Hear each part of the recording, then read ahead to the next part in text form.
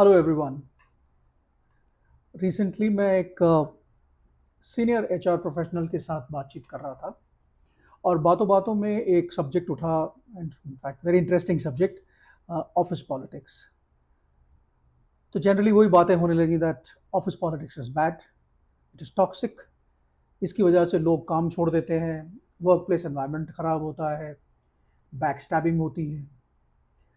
जब ये बातें चल रही थी तो मेरे दिमाग में आया the book that I have written, which is called Spine to Wade, Leading Generations to Thrive. इसमें एक चैप्टर है पावर प्ले के ऊपर। ऑनेस्टली जब मैं ये चैप्टर लिख रहा था तो जो भी मेरे साथ गुजरा उसने मेरा पर्सपेक्टिव टुवर्ड्स इन्फ्लुएंस और लीडरशिप कंप्लीटली चेंज कर दिया था। और मुझे लगता है कि जो लीडरशिप है या जो लीडर्स हैं या और प्रोफेशनल्स हैं उनको भी ये पर्सपेक्टिव समझना बहुत ज़रूरी है। 2013 में जब मैंने आर्मी छोड़ी थी तो मुझे लगता था शायद मेरा अपना काम सब कुछ खुद ही बोलेगा, बट ऐसा हुआ नहीं।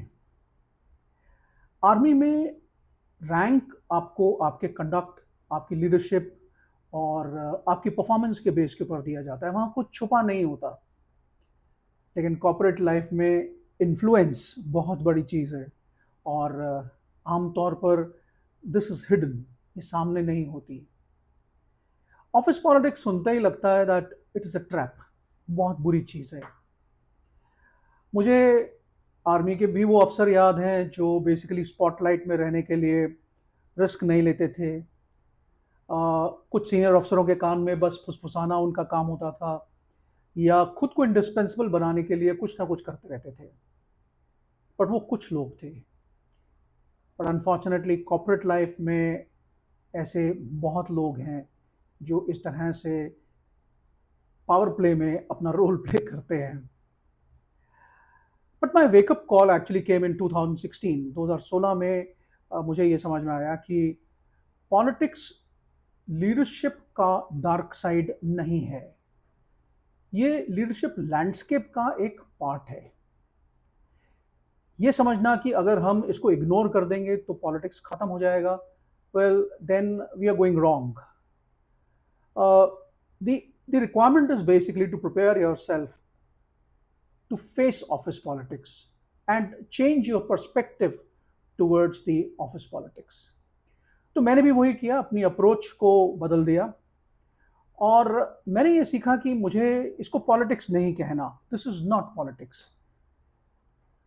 Now I call it as relationship building, coalition formation and अब मैं इसका कॉन्टेक्स्ट समझने की कोशिश करता हूँ कि इसके पीछे क्या भावना है।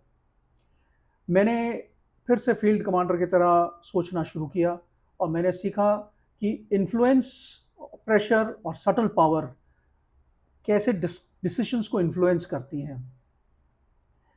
अब मैं मैनिपुलेट आउटकम्स को नहीं करता था, मैंने उन आउटकम्स को समझने की कोशिश की कि वो आउटकम्स किस तरह से बनती थी।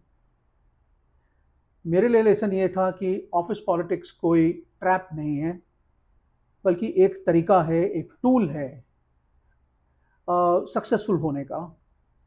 जब आप इसे समझ लें तो और अवेयर हो जाएं और उसके बाद उस तरह का एक्शन लें जो डिज़ायरेबल हो, तो आप सिर्फ सर्वाइव नहीं करेंगे, यू विल एक्चुअली थ्राइव। इस चैप्टर को मिस मत कीजिएगा।